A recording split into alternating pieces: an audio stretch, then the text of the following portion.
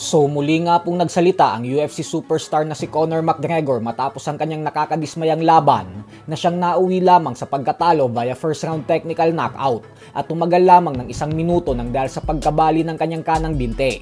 Ayon kay McGregor ay bago umano ang laban ay nasa napakahusay na siyang kondisyon at handang-handa nang makipagbugbugan sa loob ng octagon. Dahilan kung bakit hindi niya daw talaga matanggap ang nangyari. Bukod dyan ay madiin rin na itinanggi ni McGregor ang mga haka-haka na may problema na umano ang kanyang binte bago pa lamang ang laban.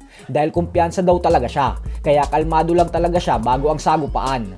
Kaya naman labis umano siyang nabigla sa pagkabali ng kanyang kanang binte. Masasabi niya umano na ang pangyayaring ito ay ang pinakamadilim na pagsubok na hinaharap niya sa kanyang buhay.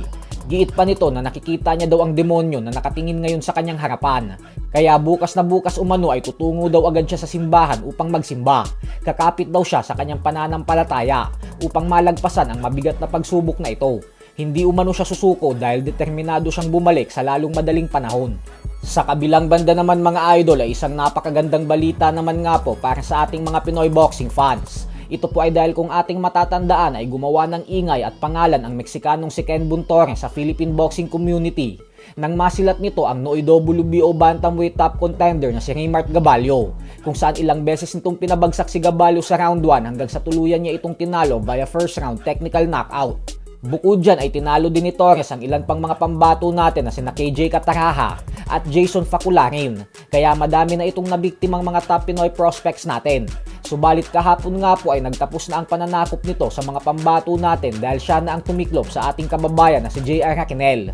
Nagmistula po kasing isang napakadaling laban lang para kay Raquinel ni Torres dahil kung ano ang ginawa niya kay Gabalio ay ganun din ang ginawa sa kanya ni Raquinel sa naging bakbakan nila sa Japan. 3 beses niyang pinatumba sa round 1 bago tuluyang nakuha ang panalo via first round technical knockout. Bagal ka idol, bagal. Wala! Patay na! Patay na! Wala! Wala! Impas na!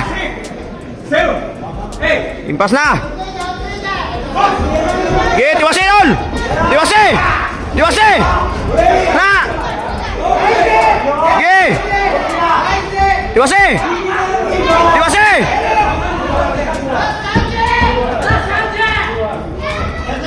Na!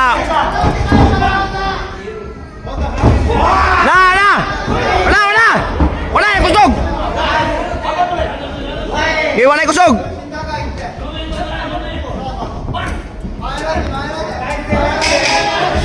Na!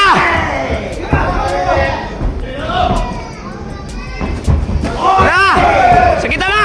Wala lang yan! Patay na! Patay na!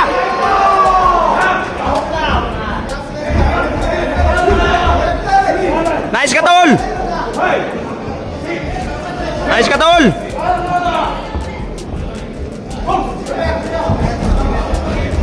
Oh, wala! Yes! Let's go, Philippines! Wala! Hindi na kabarog!